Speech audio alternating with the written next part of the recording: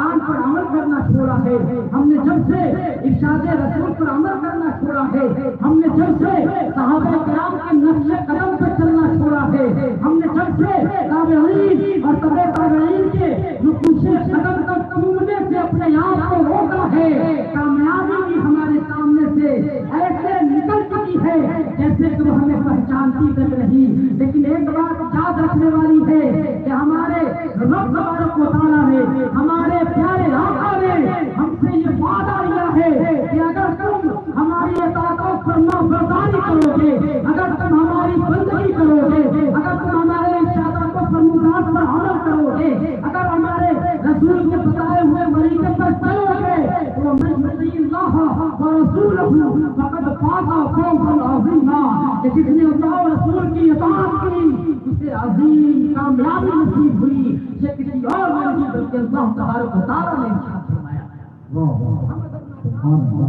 ہم اگر واقعی نکمے ہیں اور ایک بات یاد رکھیں کہ پہلے ہم کو دیکھ کر دنیا والے اپنی اصلاح کرتے تھے، اپنی غلطیوں میں سدھار کیا کرتے تھے، لیکن آج آپ دیکھ لیں کہ کون ایسی غلطی، کون ایسی برائی ہے جس کی نسبت آج مسلمانوں کی طرف نہیں کی جا رہی ہے۔ کیا ہم ذمہ دار نہیں ہیں اپنی تباہیوں کے؟ کیا ہم جواب دہ نہیں ہیں اپنی پسماندگی کے؟ کیا ہم نے ایسا نہیں کیا کہ علم کو شرط ممنوع سمجھ لیا؟ کیا ہمارے بچوں کی تعلیمی پسماندگی اس بات کی غمازی اور نمائندگی نہیں کر رہی ہے کہ آج ہم پورے ملک میں بلکہ پوری دنیا میں خواندگی کے معاملے میں، تعلیم و تربیت کے معاملے میں سب سے پچھڑی ہوئی قوم میں شمار کیے جا رہے ہیں؟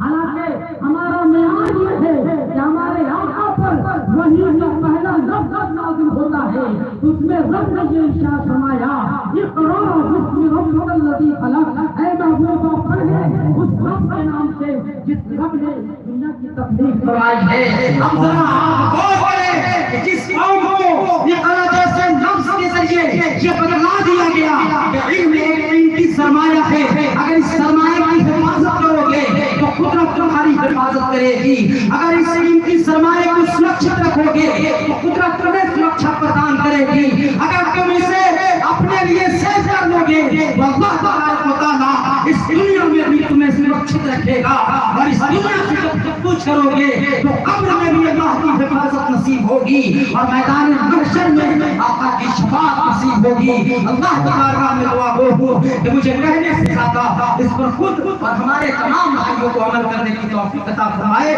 آمین۔ السلام علیکم ورحمۃ اللہ۔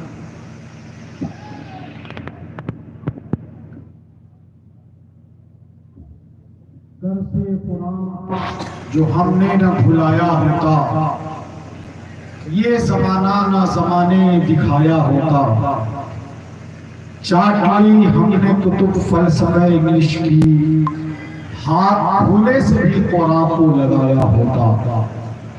میں حضرت علامہ مفتی ریاض احمد سیف اللہ کا ممنون و مشکور ہوں جو سلگتے ہوئے مسائل پر ہماری توجہ دلانے کی کوشش فرمائی ہے۔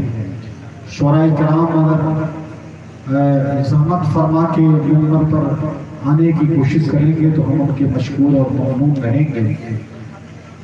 جو پہلے سے تشریف لائے ہوئے ہیں ان سے ہم ملتمس ہیں کہ آپ زحمت فرمائیں اور اپنی نعت خوانی اور اپنی ثنا خوانی سے ہم سب کو محظوظ فرمائیں۔